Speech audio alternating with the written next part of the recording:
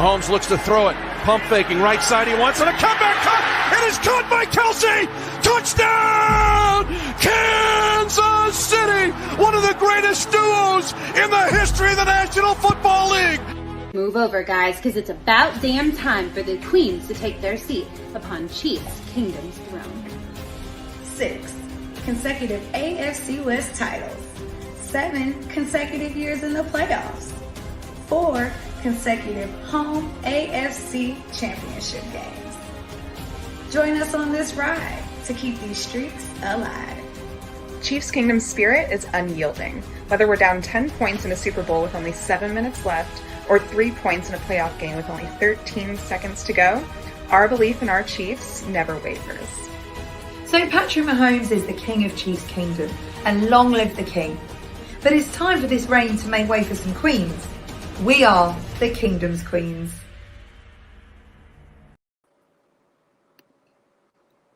Hello, everybody. Welcome to the Kingdom's Queens podcast. We ended another week of crazy football. And I am your host, Lexi. I'm Chrissy. And I'm Jodi. Hey, y'all. And welcome to our podcast. We're so excited. Right. I mean, I think it's only appropriate at this point that we just kind of talk about how last week in the NFL went. Like, it was a little insane. Like, It was crazy. Just a little. Yeah, well, I'll jump in to the Raiders and into the Cardinals game. So the Raiders had that game, and the second half, really it was the fourth quarter, because the Raiders were still up 23-7 at the beginning of the fourth quarter, and they just let Kyler run all over them. He looked like he was like chicken with his head cut off, just running all over the field, and he beat them with their legs. And then going into overtime and those fumbles, oh man, it was a crazy game. Like, wow. Mind you, he didn't do that against us week 1, but that's nor here nor there. I know, right? But we kept Kyler from running all over like that. He wasn't doing that against us as much, so that's good. And then the other game I wanted to talk about was the Broncos and Texans. I kind of consider that game the game of the struggling offenses. You kind of just watched, and both were kind of struggling, and all the delays of games that the Broncos had, and how embarrassing it was for the crowd to be counting down the play clock. Like, my best friend is a Broncos fan, and I just feel absolutely horrible for her right now. So, Ashley, if you're watching, I'm so sorry, but yikes. I just, Russell Wilson's accuracy, I think in week 1 podcast, I even said, I don't believe he's that guy anymore. I think even though I thought he had a lot to prove, I just wasn't sure he was the same Russell Wilson. And so far, he is showing that he is not the Russell Wilson from the past. He is not that guy. He is not Mr. Unlimited. He's Mr. Limited right now, in my opinion. So, yeah, that's kind of my thoughts on those 2 games. I don't know. Yeah, so I would agree with you. I'm not sure what to fully make of the Raiders offense right now or the Broncos offense. I think they both have a lot of work to do, and we'll see what happens in these coming weeks. But I wanted to talk a little bit about the Baltimore-Miami game, because that was insane. And Chaos. I cannot believe the Ravens defense sold out for them. They sold that game. The Ravens offense looked phenomenal. Yeah. Lamar Jackson still looks phenomenal. I don't want to take anything from him. Agreed. No. Ravens defense looked absolutely terrible, especially in the end. They know how to cover Tyreek Hill. They know how to do that stuff. I don't know what quite happened there, but that was a wild ending to that game. And Tyreek Hill and Jalen Waddle, they sure went off. And I have to give them credit. So I will. But we'll see what the rest of that holds. And then as well as the Bengals and Cowboys, it's hard to kind of find the words for that one. What in the world? Joe Burrow, come on. We got a revamped offensive line, and so far. Lyle Collins, who's playing his old team with the Cowboys, did not look like much of a bodyguard for Joe Burrow like he had promised. So I'm not quite sure there what that team is going to hold with the Bengals. They have a lot to figure out. Joe Burrow has now lost to Mitchell Trubisky and Cooper Rush. And It's a little embarrassing. It's a little embarrassing. If that were Patrick Mahomes, he'd be already. So right.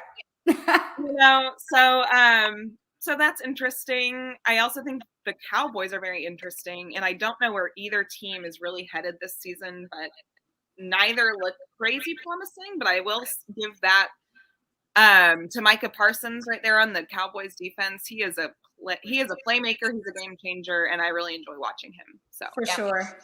I'm going to talk about Monday Night Football because both games were insane. Josh Allen went crazy. I really, really, really hate to admit it. They look good on both sides of the ball. I'm not even going to start the debate that's going on between who's the number 1 and the number 2 team in the AFC. We're not doing that today, but they look very, very complete. I mean, Josh Allen had 4 touchdowns and Stephon Diggs caught 3 of those. So if that tells you anything, yeah, they went crazy. And then I think the Eagles game was nuts. So, I mean, they made Minnesota look awful. Jalen Hurts is that guy. I'm glad that he's kind of proven the world that he's still here. He has it. He also had 333 yards yesterday. So for all the people who have Josh Allen and Jalen Hurts in fantasy football, y'all probably won y'all teams this week. Good job. Congratulations to y'all because I lost to both of them. So I don't even want to talk about what my fantasy football was this past week, but that's okay. But I mean, I guess the only other thing is there's still 6 teams left that are undefeated. Chiefs, Bills, Dolphins, Eagles, Bucks, Giants. So I'm really excited to see how this week 3 of football goes. But, I think that's enough about them. I think it's time to talk about Chiefs football. Yeah, Chiefs. It was crazy. I think before we even start this segment, like me and Lexi were at the game. So jealous. And yes, ma'am. It was, as I'm a season ticket holder, right? So Arrowhead was rocking. Like the crowd was into it. They opened the gates an hour early. The gates weren't even supposed to open till 2:30. They opened at 1:30 because people have been camping out since literally the night before. Like, what's wrong with us Chiefs fans? Like, we're a different animal, okay? Lexi, maybe we shouldn't answer that question of what's wrong with us. Maybe I know, right? If y'all want to say that Chiefs Kingdom are a bunch of bandwagons, you are so far wrong. Yes. We have the best fan base. I love our Chiefs Kingdom. And it was a blast of a game to be at. I will be posting a video on our Kingdom's Queens Twitter page of our experience from the game. But it was an absolute blast. And when I tell you, Mr. 7th round pick, Jalen Watson, when he made his pick 6 touchdown, I could not hear the fireworks above me. Yeah, that's loud. That's how loud Chiefs Kingdom got. Yeah. And just watching it at home, you could even tell how loud it was. You couldn't hear the announcers. Oh, they wow. sounded like they were trying to shout over the crowd. And that was the entire game. It was like massive props to Chiefs Kingdom. Everyone who was at that game, massive props. And so loud. Chiefs games are always very loud, but wow, was that a home opener? Wow. Yeah. Like we all walked out with no voice. That's for sure. No voice, that's for sure. So yeah, no voice the next day, but it was worth it. So the defense was insane. I just want to say that they stepped up. Chris Jones did exactly what he was supposed to do. He is him. Chris Jones went crazy, and he's going to continue to be a leader in this locker room week after week. I mean, I can't believe the defense that we're seeing right now, and it's only week 2. Like, it just gets me so excited to see like what the rest of the season is going to be like and how they continue to like gel and work together as a team and dominate everybody's offense. I mean, the Chargers are a great team. Like, they are a really good team. So it was really great to see how the defense just kind of did what they needed to do this week. Yeah, and I really think with the Chiefs-Chargers game, I really think the Chargers won the first half. But the fact that Oh, they for were sure. only up 10-7 in the first half, like they could have put us away with how we were playing, honestly. Like we weren't Agreed. making much happen. And then in that second half, we just looked like maybe we were the better conditioned team, which is like big props to our coaching staff, Andy Reid and whatnot, getting our guys in shape, game shape as fast as they did. And our defense, I mean, that was really, I was expecting this big like offensive battle between us and the Chargers. Like they've got a great offense. We've got a great offense. Herbert Mahomes, I was expecting this big offensive battle, and it ended up being this defensive grueling battle. And when our defense came out in the second half, like they were rolling. Chris Jones getting sacks and then pumping up the crowd and playing off the energy from the crowd. Jalen Watson running it. I mean, and then Willie Gay, I know he had that one really bad missed tackle, but he was everywhere. Nick Bolton was everywhere. I'm just, like you said, I never thought in week 2 I would be like, I'm so excited about the Chiefs defense, because our defense was the laughing stock of the NFL a majority of the year last year.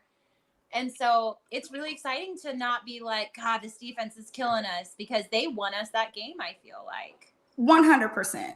I agree 100%. They did. And, you know, as unfortunate as some of the missed tackles are, we had Snead with a few, we had Willie Gay with a few. Yeah. They also made up for it when it mattered. So I think that's the biggest thing for me. And I'm really excited to see how they keep on gelling throughout the season. Like, this is a young defense, and they're already making game-changing plays. And then last season we started off Chris Jones at defensive end, and while we all wanted that to work, didn't work so well. Terrible. Yeah. So now that he's back in his rightful spot, we have Frank Clark healthy, we have George Karlaftis, we have all these different playmakers. Our defensive line really excites me, and so does our secondary. Like, I know they gave it a lot to Mike Williams, somewhat expected, because the Chargers are a very good team. Yeah. Chargers did not go through a lot of change in the offseason, and the Chiefs did. The Chiefs underwent a whole lot. Yes. Yeah. Well, I think we got to give credit where credit is due. Like Spags came out here and he just like, I don't know what he did to turn this defense up, but you know, I'm glad to see it. I feel like I need to take this moment and say how good CEH did this week. Yes, I was going to say. I feel like I have to. I've been slandering him the whole entire offseason. So I think it's important for me to say that he balled out this week. And I love to see that. I mean, 8 rushes, 74 yards, went crazy this week. So, and he's involved in the passing game finally. Yeah.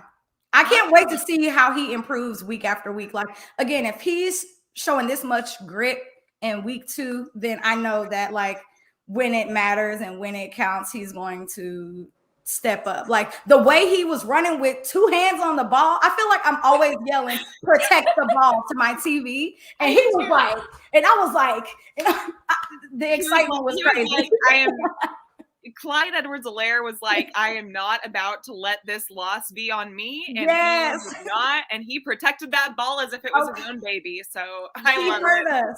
He hurt us in the off season, okay? He hurt us in the off season. It makes me wonder, like, in the crowd, were there a bunch of people yelling, protect the ball? Because, he was just. It's me. Wow. He was like, I'm not letting go of this. Oh, Jodi, I think you need to tell the audience what you went through on Sunday or on Thursday night. I can't even begin. Okay, so like y'all know I've been going to Arrowhead since I was a baby, right? I have like this really big like superstitious thing, like superstitious queen number 1 right here. Okay, so the moment the Chargers scored in the end zone, I was sitting at my seat. I was like, okay, nope, time for me to go. Got up, went straight to the bar. And I know that's probably inappropriate to say, but if we do something that I don't like, or if they do something that is too good, I'm going to move around the stadium. I went to the bar. I went to the bathroom. I went to the 200 levels. I went down to the 100 levels. I went back to the 300 levels, but we won that game, didn't we? We won that game, didn't we? So yeah, my superstition is ridiculous, and I'll be better one day, but you got to work out. I'll do it till the Super Bowl if I got to. Okay? Jodi won that game for us. So it was me. I got my jersey on and everything. It was me. Well, you should have gotten the game ball then. Forget Jalen Watson, Jodi. It's me. I think I ran more yards than he did. Come on. But no, I think another one of my like favorite plays through the whole entire game was when Mahomes threw that sidearm to McKinnon in the end zone. I was like, this man still got it. Like, Pat still got it. So I don't want to hear what anyone says trolling my quarterback. My quarterback still has it. So okay, and I watched that happen. That was right in my end zone. I had a very good view. I was like right behind that end zone right there. And I watched that happen in real time, and I was just like, most of us thought we were going to run it. We thought he was going to run it in. And he threw it to McKinnon and a weird sidearm pass. And I was like, this man is crazy. He is so good. So good at football. Yeah, so good. We love him. We're so lucky. We are blessed. Love him. I do have a couple of things I want to say about the Chargers.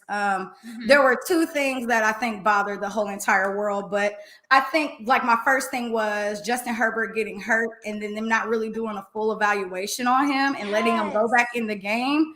That like really bothered me, not even from a fact of, oh my God, if it was Patrick Mahomes, I would be livid. But I just feel like player safety should be more important than what it was. And they were super careless about it. So that's my hot take on the Justin Herbert situation. I feel like they should have been better about that, especially since we figured, since we know now what his injury was, like one wrong hit could have ended his career. So it frustrated me.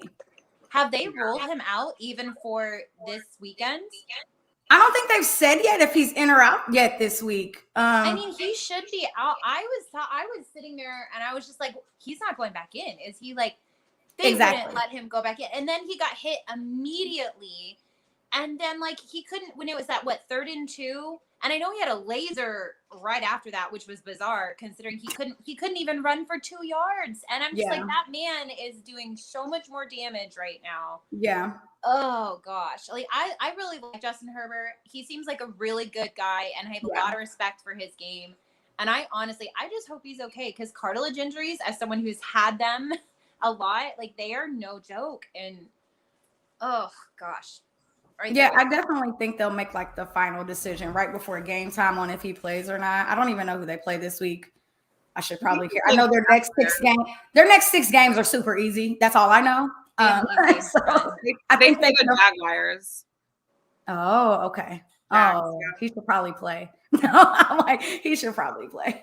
And then I think my only other thing was the whole Derwin James, Travis Kelce thing. Still not sitting right with me at all. Still not happy about that one. Still not happy about that, but they did say today that he was fined $15,000. So I feel like if Snead hadn't been penalized for that last year, I would still be annoyed, but I'm even more annoyed simply because we literally got penalized for it last year. So it's just be consistent. That's all I ask. You want the NFL to be consistent? I know. Let's not even open that can of worms this week. Come on now. Cheesy Christmas. So, okay, I want to ask y'all, who is y'all player of the game? My player of the game was Chris Jones. He came out in that second half, and I think he turned the tide on how that game was going to go. I feel like if our D-line under Chris's leadership didn't come out and start getting after Justin, I don't think it would have been the second half that it was. So him getting 2 sacks, changed the momentum, got the crowd going, he's my player of the game. So I want to shout out, not that he had a great running game, but a great blocking game was from Isaiah Pacheco. Yes. He had some great blocks against some really, really good defenders, and Khalil Mack and Bosa. So I want to give him a little shout out for that because that was very impressive. I actually want to give it to Jerick McKinnon because he scored a touchdown. He finds ways to get open. He finds ways to block. If you watch him thoroughly throughout the game, this guy, he does exactly what he's asked. And he's just impressive to me. And he's always making plays happen. So I really enjoy Jerick McKinnon. I want to give it to him. Yeah, love that. Great choice. Yeah, for sure. My player of the game is CEH. Yeah. I feel like I just have to give the respect where the respect is due, right? And I hope that I'm not jinxing or anything, but no, CEH, he has stepped his game up tremendously over the last 2 weeks. And I'm very impressed. I love everything that I'm seeing. And again, I said it a couple of minutes ago, but I can't wait to see how he reacts for the remainder of the season. So I hope he doesn't get too comfortable. It's a song by Future. And stay healthy. And stays healthy. But yeah, I'm excited. Player of the game. That's who it is for me.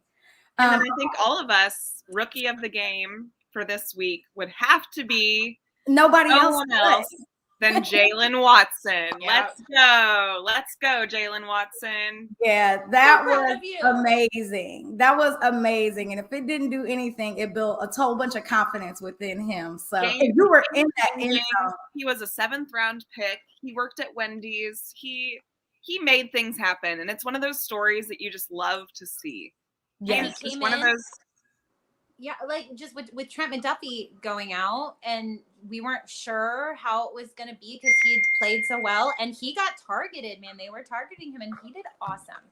I'm really proud of him. I agree. All right. So now what? I think we have something special. All righty, guys.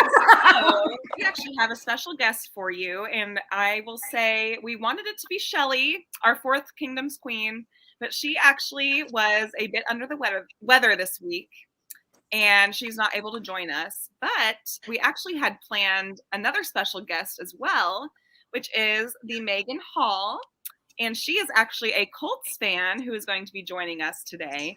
So with a round of applause, we welcome Megan to our stream. Thank you. I appreciate it. What's going on? Man, thank you so much for joining on with us today. Like, I feel like you're one of my Twitter besties, and I'm so glad that Did we just become best friends? Man, Twitter is a wild place, right? The amazing people you meet and the connections that you meet in the community that you build, especially with women's empowerment. Man, I'm so glad that we can have you on here today. So thank you so much for having me. I appreciate it. All right, so we play y'all this week. Chiefs Colts. We do. We do. This is y'all home opener, right? It is. It's definitely home opener. I'm a little sad that I can't go. I was trying to make it, but secretly, very transparently, spent a little too much money on vacation this summer with my husband. So he was like, "Absolutely not. We don't even have that in the budget." So, but somehow or another, we have money for a Falcons game. Just I don't know how that works. Priorities, definitely priorities. So funny. So, what are your thoughts for this week? Oh, that's a loaded question. I got a lot of them. We got time. Yeah, I want to ask you what your thoughts are, because I'm not saying this to be a jerk, but I know you guys scored 0 points last week. What are your thoughts about in Colts land right now? What's going on over there? Oh, well, it's a lot of opinions. Let me say that. We've seen a lot of angry rants, and I wouldn't even say that I ranted, but I got on my soapbox a little bit, get a little off my chest. I think that people are frustrated, honestly. I think that they're frustrated with the fact that this is supposed to be a revamped team. Frank Reich, Chris Ballard are supposed to have, kind of put their secret sauce, in the pot here and stirred it up, and hopefully we get something different. And it looks a lot like it did at the end of last season. There was a quote that Darius Leonard said, "Hey, I want guys to remember what this feels like, what this tastes like, this kind of bitter defeat here," and it just carried right on into this season. So fans are upset that, they are really, really feeling it. I think there's a very, very small percentage of the crowd that is like, "Hey, it's going to be all right. It's a long season." But people are visibly upset because we've looked so flat in both games, really. Like, if you take away the fourth quarter of the Texans game, it's pretty ugly. Yeah. So, we've got a lot to accomplish. I really just want to see clean football this week. Like, I don't care how it gets done. I don't care who the ball goes to. Clean football, keep Matt upright, no turnovers. Like, those are the types of things that, teams like the Chiefs can capitalize on. Like, they will make you pay. They will pick you apart. Any sort of little mistake. And I'm going to go ahead and put it out there before you guys even say it. Death, taxes, and tight ends, and Colts not being able to cover tight ends. So Travis Kelce, by all means, I don't care what you have to do to disrupt Patrick Mahomes' timing, to not get the ball to Travis Kelce, I would be fine. Yeah, I mean, that's real. But you guys do get Michael Pittman back this week, so what are your expectations for him? To be honest with you, I don't know I don't know the extent of how he's feeling this week. I did see that earlier today that he's expected to play. I think that they probably would have likely played him last week, but obviously probably not a go, right before the game. My expectations for him is really just to stay injury free, of course, and that's going to sound pretty obvious, but I think to stay injury free and of course, at least a touchdown. I think for me in general, it's not even really about Michael Pittman. I'm not worried about him. I'm more so worried about the lack of production with the other receiving corps. So the wide receivers, the tight ends, like somebody has to step up. Next we man up. hope that, we hope that it could be Paris Campbell. We're still waiting on that. Alec Pierce is out with a concussion. And then, beyond that, you're relying on guys who don't have a whole lot, underneath their belt. Not a lot of proven, touchdowns. Ashton Dulin is slowly coming on, but still unproven. Mike Strawn unproven. Desmond Patman largely unproven. So it's just not a whole lot there. Yeah. I mean, and honest. I was going to say, why do you think Jonathan Taylor wasn't as utilized last week? I don't know. My fantasy team would also like to know that. Same. Exactly. Same. Mainly. I would like to say that my fantasy team was really upset about JT. To be fair, I'm the only woman in one of my leagues, and I had the number one pick, and you better believe I picked JT with the quickness, and so I was like, okay, at least I've got a solid anchor, and it just did me no favors. But to be honest with you, we discussed this on our podcast too, because we were just really perplexed by the 9 carries. And you could see that JT was also probably frustrated. I think at one point he had, maybe 20, 30 yards, and then he broke off a 21-yard run and he ran over 2 people in between. Yeah. You could just tell he was frustrated. He was angry. He's like, forget all of this. Like, this is terrible. And you would think with Michael Pittman being out that they would probably lean a little bit more heavily on Taylor. So that was really perplexing. Like, It was perplexing for us too, because they asked Frank, why didn't you guys scheme up a little bit differently with Pittman out? And the response was, which I thought it wasn't good enough, was, well, we were expecting him to play. And in my mind, that's not a good enough response in terms of you saw he was banged up. Alec Pierce is already out with a concussion and likely probably wasn't going to play anyways with a concussion because he didn't clear the protocol. So why wasn't there other options? They tried to go Nyheim Hines that route in the beginning of the game. I think he had first drive, he had 3 catches, and then he was largely ghost for the rest of the game. Like they didn't really target him. So I'm not even quite sure what the thought process was there, because I'm like, the ball should have been spread around. JT should have been, given the ball a healthy dose. Like even in the Texans game, when you saw we weren't really moving the ball that well, they kept beating him. And then finally he went off in the fourth quarter. So I don't understand why this hesitancy. I know we had a couple games last year where we were missing people, whether it was due to COVID or injury or something. And I remember Andy Reid was like, we are going to game plan as if they are not going to play. Because if they're going to play, we can plug in what we know they can do, but you're going to game plan as if they're not going to be out there. And I feel like that is that's a coaching issue. Like that's yikes. You're going to get me started now. You're going to get me started now. But you're right. I'm such an instigator. I'm sorry. Oh, you're all good. You're all good. But no, honestly, it's such a. Jody's like, yes, please give it all to me. But honestly, that's the issue that we're having right now. Is this big discussion on Frank Wright, and I have to give a big shout out to one of my co-hosts, Boom, because he said it perfectly the other day. He said it's just like when you go to the store, like Frank, Chris Ballard is essentially the grocery shopper. Like he goes and picks out the ingredients, and Frank is supposed to come home and make something out of the ingredients. And I feel like all the time that Frank looks at these ingredients and he's like, no, I don't like this.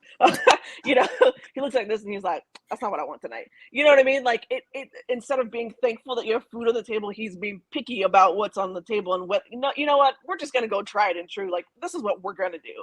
And I feel like at this point, like you're going to have to get creative. Your offense is young. You have and this is not a slight to Matt Ryan, but you have what most would consider an aging quarterback. So the ball needs to come out quick because his delivery is not as fast as some of the younger quarterbacks. Spread the defenses out because we can do that. Yeah. Tempo is what Matt Ryan does well, and you saw in the fourth quarter of the Texans game. We saw it all training camp, and everybody responded well to it as well. So I am mystified, and maybe it's because I'm just a lowly podcaster and writer, and I'm not on the field, but from my lens, I'm like, something has to change. Well, I can tell you, we're not going to take this game lightly. Like, people are like, you guys are going to go in there and win by 2 touchdowns. No, we can't go in there with that type of mindset. Like, to know the Chiefs is to know, no, y'all better go out there full out. Like, it's the Super Bowl every single game. Like, the goal is to get to the playoffs. And if we want to be, 5-1 by the bye week, we can't lose this week. So that means we got to take every game just as serious. Yeah. You guys' O-line is something to deal with, regardless at the end of the day. So I know you guys may be having like issues. I think there are some Chiefs fans that think it could be a trap game for us. I thought you might say that. So No I pulled up some numbers because I was like, I thought somebody might say that. Okay. The Colts lead the Chiefs 17-10 overall, and they lost. The Chiefs lost to the Colts in 2019. So this was October 2019. It was a terrible game. Colts won 19-13. I think the lone touchdown that I saw was Pringle, Byron Pringle, and it was so bad that Jacoby Brissett ran a touchdown in. That's where we're at. And I think before then, so much. So good. I figured you might enjoy this, just as much as I did reading it. But it was so bad that this is probably not a typical Mahomes game. So he was 22 of 39, 321 yards, which is not terrible, but only one touchdown, and he was sacked 4 times. Yeah. So what that tells you is that, because we've talked about it as well at length and in the spaces on our podcast, like this it's not even a rivalry really, but it's a really good matchup. And we've seen it where Colts have gone into Arrowhead and won. There's a really massive playoff game from a couple of years ago, the Andrew Luck game. I think Colts were down by like 30 plus at one point. The game I'm talking about. Oh, God. Yeah. We don't want to talk about it, Megan. I'm sorry. Well, best friends are honest with each other. That's what that's what we were doing here. It happens. It's okay. But you know what I mean? Like, I feel like that this is the game where I did say that I thought the Colts would win. And I won't give, of course, score prediction unless you want me to. But we're gonna do that at the end. You wait. Of course. We're gonna. But I was asked about it all off season, and hey, give your score prediction, that sort of thing. And I had the team losing the first 2 games, and you wouldn't believe the looks that I got from people. You cannot be serious. This roster is way better. Clearly, I knew a little bit about what I was talking about. Like, I just know how my team starts. I knew the offense was young. I knew we would struggle. Somewhere there's some voodoo down in Jacksonville where we can never look like a competent team in Jacksonville. Completely different story if the Jags come to Indy, but obviously I knew. And I think all of us had this game on our minds. Like, I was never like, oh, we're just going to go in and win easily.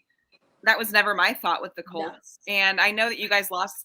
Andy Reid said it best in his press conference yesterday. He said, I know their record. I know it's 0-2. He's like, that doesn't matter. It does not matter.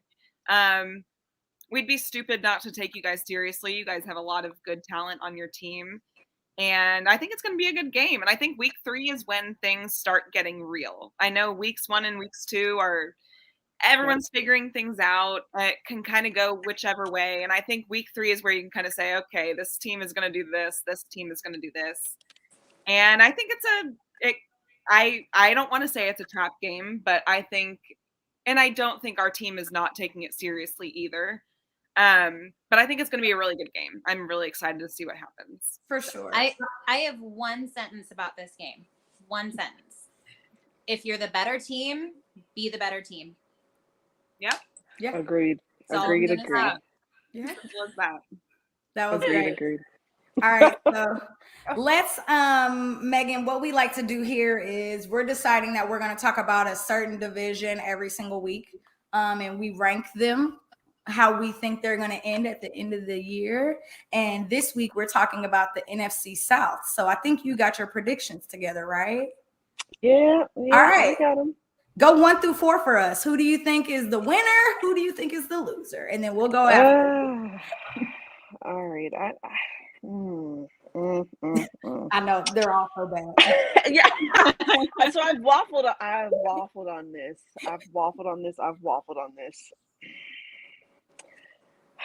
I actually have the Saints coming in the top of the division. Don't ask me what the record is because I don't know.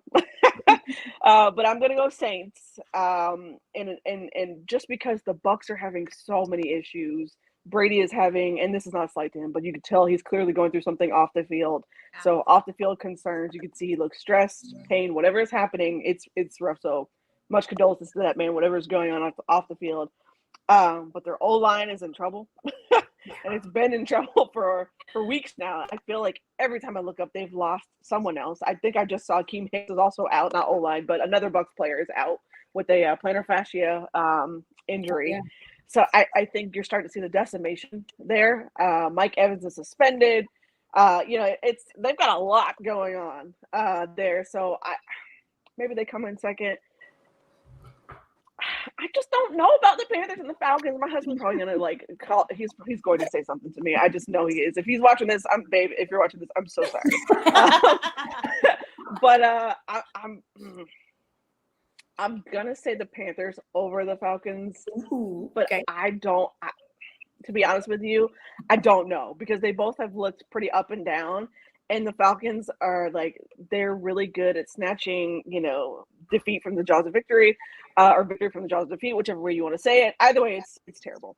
And I have to go sit through a Falcons game in a couple weeks, and I'm just not looking forward to it. That's how you know how much I love football and love my husband, that I wouldn't subject myself to that. So I just don't know. I think they're in so much of a rebuild. I can't see them clawing their ways out of the depths of the bottom of the division. Yeah. Okay. All right.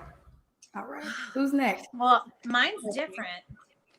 Mine's a little bit different, but this one was also hard, kind of like last week. I felt like this one's hard. So I did flip-flop over Tampa Bay and New Orleans.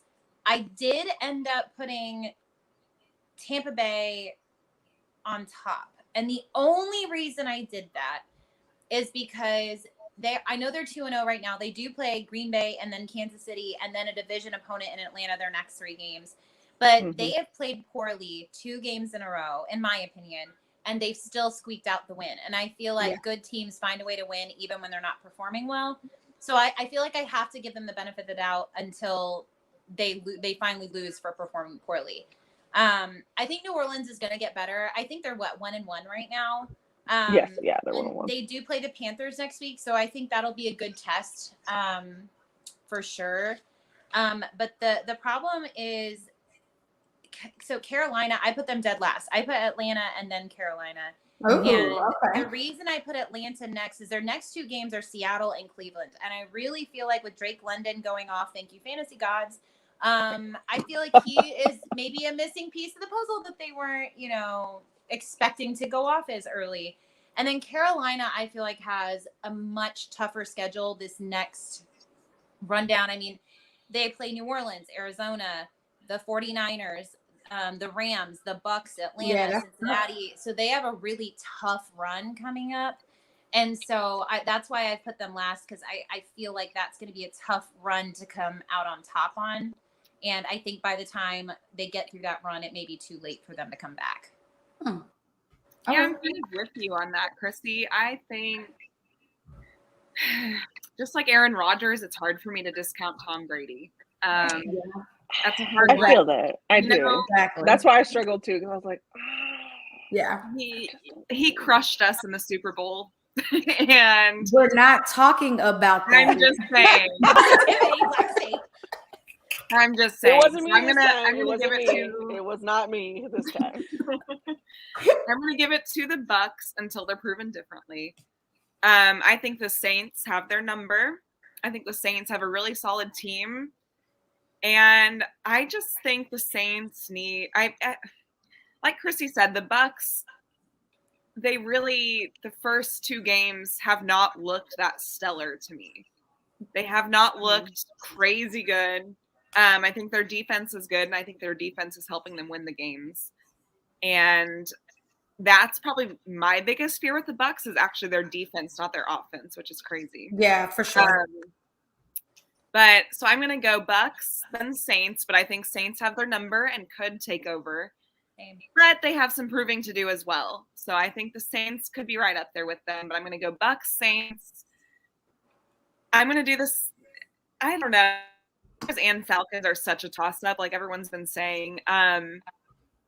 I would like to see Baker Mayfield finish third right there, just because I want good things for him. And this is commercials. So you want good things for him, but he's gonna finish third. I got it. I want good things for him, but he's gonna finish third. It's in a really tough division. So we're gonna go Panthers and then Falcons. I want to see the Falcons utilize their best players, like Kyle Pitts. He's not being utilized in the way he should be right now. Yeah. And I think they're still trying to find an identity on offense, like Correct. really and truly. Agreed. That's probably part of the issue. It is. And I think they have a lot of good weapons. They've drafted a lot of good people. The Falcons could figure it out, but they have a lot to prove more than anyone, I think. So I'm going Bucks, Saints, Panthers, Falcons. Got it. All right. I'm going Bucks, Saints, Panthers, Falcons as well. But I think the number 1 and the number 2 could switch, and I think the number 3 and the number 4 can switch. So, all right, we get each other. That's all I got. I got you. I would love for the Saints to win the division because Tyrann Mathieu. But yeah, we'll see. That's my order. That's all I got. I don't really care. We love the honey badger. I'm like, Tyrann Mathieu, Juice Landry came home. Yeah, they've got Jameis is coming back from injury. They have some feel good kind of stories. I think that's probably why I was like, you know what, fine, Bucks win the division. But we'll see. It's Tom Brady, and every time I've got except for that time I did predict the Super Bowl, him losing the Super Bowl. But any other time other than that, he's proven me wrong. Well, and this is probably Brady's last season too. They're probably going to figure out a way to get him. We say that, and then he's going to keep playing till he's 65. Exactly. Honestly, we went to the Falcons Bucks game last year. That was my husband's birthday gift from me, and we were so excited because I was like, even though I Tom Brady's not my favorite, obviously, clearly, but I was so excited because I was like, hey, it's Tom Brady, it's Gronk, this is their last season, I'm about to take some pictures, this is really cool, that sort of thing. And then the man unretired, and I was like, what did I take these pictures for? This he's going to keep playing, and he's going to keep terrorizing every team in the NFL until he just has had his fill. I'm sure the prices of those tickets were retirement prices. They were. Listen, we were in the bleeds for very cheap. I will admit to that because I was not about to spend my good hard-earned money on the Falcons. I love you, and I love my husband too, but absolutely not. So it was like, hey, do you want to go? Great, fabulous. We're sitting in the 300s, and that was it. It happens. It's like that. All right, so Megan, what we like to do now is we like to talk about the best games that we think are going to be this week. So we go through. This week we're going to just pick 4 games, but we're going to pick the winners and the losers. So we gave you that cheat sheet too, right? You did. Okay, cool. So first game, Thursday night football: Steelers at Browns. Steelers at Cleveland. Who do you think wins? Such a disgusting matchup. You're gonna make me choose between Trubisky and Jacoby Brissett, but I love Jacoby, but yeah, you're gonna make me choose between that. We're so nice. I try to be. I really try to be. I'll be here all week to be nice to everybody. Right. But I'm gonna pick the Steelers in that one. Give me the Steelers.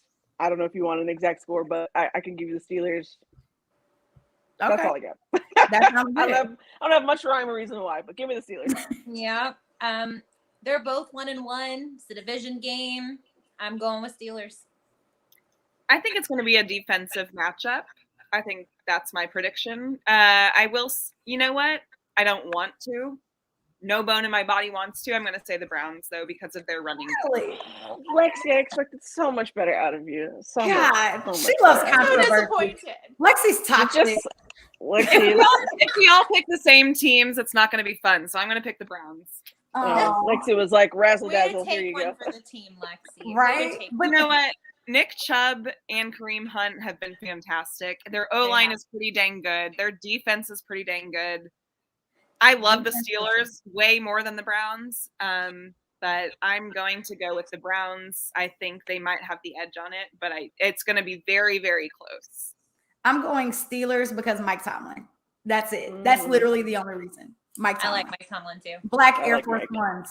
That's it. That's the only reason why. You knew what time it was once those came out. You knew what time it was. Right? Okay, so next game, which should be very, very, very interesting. I can't wait to watch. Bills Dolphins in Miami. noon Sunday. Surprised it's not later. Flexed. I know, actually, I'm same. I'm actually going to say the Bills until somebody proves me wrong that somebody can stop them. Give me the Bills. Give me Stephon Diggs. He is him, as he said last night. Give me Stephon Diggs for like 5 touchdowns, like whatever you want to throw up there. Like the Bills are rolling right now, and they obliterated the Titans, which thank you so much. I appreciate you, Bills. Yeah. But yeah, until somebody stops them, give me Bills. Oh, Noah, Lexi, Noah. the Brown. Noah's yelling at you right now, just so you know that. So, yeah, he thinks your prediction was horrible. I agree, Noah. No. We'll see. Bills, Dolphins. I chose Bills for the same reason as Megan. Until someone can prove that they can stop them, I think it's going to be. I trust Josh Allen more than I trust Tua. I know he's got Waddle and I know he's got Tyreek Hill, but I think the Bills have a great defense. I think they have a great offense, and I think it's going to be hard to stop them. So, Bills. Same. I think the Bills. I think they're fantastic. They look pretty darn unstoppable, and they know how to guard Tyreek Hill Exactly. decently. So They are a well-oiled machine right now. So I'm going Bills too. Plus, I'm like the stan account for Stephon Diggs because I think he's like going to be my future husband. So that's not here nor there. I know I probably shouldn't love him, but it is what it is. Okay, next game. Another new Fins Up, baby. Okay. The next game, which is also at noon. Eagles Commanders. I know. I'm like, ew. Another division game. This one should be really good. Another division game. This one should be good. Eagles Commanders in Washington. Ooh. Short week for the Eagles. Wait, no, it's not. Yeah. I'm lying. Monday Night Football. I mean, it's kind of technically. Yeah. I have the Commanders in this one, and probably not by much. I just think that they've got I think they're probably going to be a little more settled at home. I would hope. I think Carson Wentz looks actually pretty well in that offense. He looks very comfortable in the offense, and give me an X factor of Jahan Dotson, who's been great as a rookie. And I don't know. I'm just not quite 100% sold on Hurts yet. Like I need him to be a little bit more consistent for me to pick the Eagles, even though he looked great last night. But yeah, I need him to be a little bit more consistent. I went Eagles. And the reason why is I know Philadelphia looks really good right now. Jalen Hurts is 3 rushing touchdowns. And I'm worried that the Commanders will think the way to stop Jalen Hurts would be to load the box. And then I'm afraid when they do that, they're going to get beat in the secondary with A.J. Brown going off and Devontae Smith going off. So that's the only reason I feel like the Commanders are going to think that's the way to stop them, and the Eagles will take advantage of them that way. So I'm choosing Philly. Yeah. Okay. I think Eagles will they have a chance to become like 10-0 right now. Yeah. They have a somewhat easy slate of games. I think their offense is dominant. I think their defense could figure it out. So I'm going Eagles on that one. But I do think Commanders could make a case. For sure. I'm going Eagles just because, fantasy football reasons. Jalen, thank you. But no, honestly, I think they're still coming off of their high from this huge win this past week. And I think that's the motivation that they're going to take to go into this game in Washington. I know Washington, their fans are pretty insane too. So they're definitely not going to make it easy for them at all. But I'm going Eagles. EAG. What is it? EA. I don't care. Okay, last game. 325 in Packers Bucks. Yeah, give me the Bucks at home. I think Aaron Rodgers is still figuring it out with that offense without Devontae Adams, and I don't know. I feel like Bucks at home is a tougher win for a lot of teams. And really, if you're talking about like good QB versus good QB, give me Tom Brady. I feel like, and we don't talk about it enough, Aaron Rodgers has been in a decline, so to speak. since winning the Super Bowl and since playoffs, and Green Bay in general has not done enough, I think. I also chose Tampa Bay. Brady is 3-1 versus Rodgers, and I think Rodgers is more about how he's not going to change and how he's not the problem and how he's going to do it his way. And I don't think that is the way to run a team. And I'm sure Tom Brady is kind of similar, but just when you lose your big guy like that, like you have to adapt. And so I'm going with Bucks, though I don't like either team. So I actually think they're going to be very similarly matched up. I think the Bucks and the Packers both have stellar defenses. I'm going to go Packers. I think Aaron Rodgers is going to be on a mission to beat Tom Brady in one of his final seasons, you know? I think he's going to be cooking. Russell Wilson doesn't know how anymore. And sorry, I had to throw his name. No. I'm always here for Broncos shade, Lexi. I am always here for Broncos shade. I think Aaron Rodgers will pull it off. I think they are going to gel a little bit differently. And I think everyone's going to expect Tom Brady to win it in his final season. But I think they could pull off the upset there. I'm going Bucks just because Aaron Rodgers doesn't even like his receivers. He doesn't even like his team. And I don't know if Aaron Rodgers is going to be able to play in the Florida heat. I know he can, but it's hot. It was 102 in Dallas today. So I can only imagine what it feels like in humid, disgusting, nasty Tampa Bay. So I'm going to go ahead and I'm going Bucks because, I mean, honestly, I would rather it be a tie, but I do think that they win by like a field goal. I don't think it's going to be like a blowout or anything like that. I think it's going to be very, very, very close and come down to the last minute. I could be totally wrong, but yeah. You know what, though? The Microsoft Surface stays undefeated by Tom Brady. I was hoping you bring that up. Well played. I need him to have anger management issues because I wish Patrick Mahomes would throw a surface. I mean, to be fair, though, Aaron Rodgers throws a mean surface as well. To be fair. He really does. That's very true. All Which right. surface is going first? My money is on Aaron Rodgers. My money's on Aaron Rodgers to throw his first. I go Brady. Let's put a wager on that later. No, I'm kidding. I mean, I have nothing for you. I have lint in my pocket. I've got Monopoly money. That's all I got. Okay, well, I know we're like towards the end of our segment, and thank you everybody for tapping in. But I think it's really important that we talk about who wins this game this week between the Chiefs and the Colts. Absolutely. So who's your winner, and what's your score prediction? Yeah. So I actually do have the Colts winning this one. I'm gonna say 28-20. I don't think it'll be a super high scoring, but I'm hoping that the Colts will be able to put together some offense at home. I'm hoping that, we'll be able to live off the crowd energy of being at home. Obviously, you just had these two ugly games, so let's find some sort of a resemblance of life on both sides of the ball. I need you to find an offense. I need you to find a defense and a pass rush. Anybody willing to step up this week would make, I think, a lot of folks happy. Well, I know we had Noah just comment 31-9, I think is what he said. And I'm in favor of the Chiefs. I'm going close with that as well. I say Chiefs win 35-10.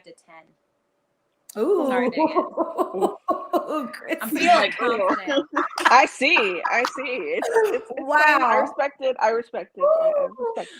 We're nice until it comes down to game time, and then we gotta show that obviously I'm going to take the Chiefs. I think it could be a closer matchup than we think, but it's any given Sunday. So I'm going to say Chiefs 27, Colts 14. All right. And I mean, of course, I'm going with the hometown too. I'm sorry, Mick. I have the Chiefs taking this one. I think they're both going to put points on the board. I have Chiefs 34, Colts 21. So. All right. I respect it. I don't think I would expect anything less of you. Actually, Megan, is DeForest Buckner set to play? Do you know? He is for right now. I haven't seen anything that says he isn't. He was a little banged up right before we played the Jags, so I'd be curious to see like if his status remains healthy throughout the week. But yeah, he's set to play. And then what about Leonard? Is he set to play? Don't know. We haven't heard anything there either. This would be a fine time for him to come back, but I'm not in any rush for him to come back. I want him to be completely healthy.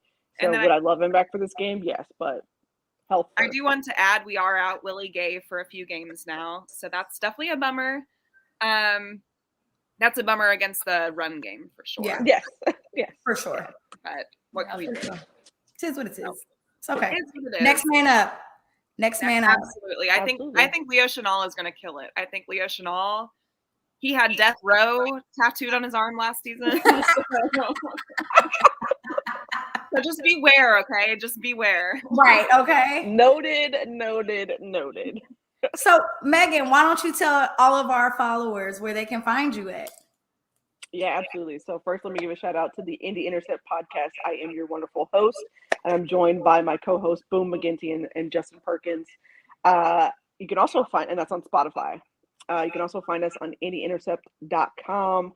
On Twitter, I am at the Megan Hall. On Instagram, also at the Megan Hall. Well, Megan, we really appreciate you coming on. I don't know about you guys. I had so much fun talking to you today and bantering and it was a blast. I really appreciated you coming on, and I hope we can have you come on again sometime. Absolutely. Let me know. I'll be back to chop it up a little bit more. We might have to next week, depending on events. Is it AFC South week? Is that what's happening next week? Yeah, it is. Yeah, it is actually. Yep. So bring me back. Put me in, coach. Put me in. As always, we are live every Tuesday at 7:00 Central Time. You can find us live on Twitter and Stargate Media's Facebook as well as YouTube. Subscribe to us on Apple Podcasts and on Spotify. And please follow the Kingdom Queens on Twitter so you can keep up to date with us throughout the week. And make sure you guys also follow Megan as well. She's awesome, and we really loved having her today. So we will see you guys next week. Go Chiefs. Sorry, Megan, but I hope you guys lose. And until then, the Queens have spoken.